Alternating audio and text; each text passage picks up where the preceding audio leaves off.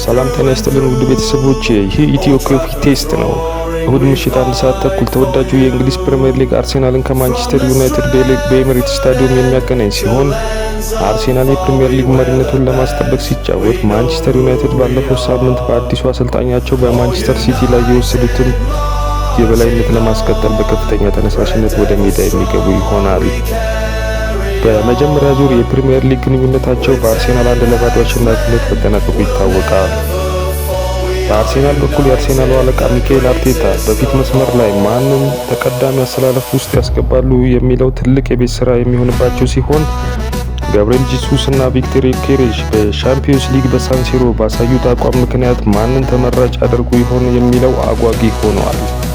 ሌላው በአርሴናል በኩል በተከላካይ መስመር ላይ ሪካርዶ ካላፊዮሪ፣ ፒሮ ሂንካፔ ከጉዳት ተመልሰው በቋሚ አሰላለፍ ውስጥ ይገባሉ የሚለው የተረጋገጠ ነገር የለም። በማንቸስተር ዩናይትድ በኩል ካሪክ ማንቸስተር ሲቲ ላይ ድል ያደረጉበትን አሰላለፍ ይዘው የሚገቡ ይሆናል ተብሎ ይጠበቃል።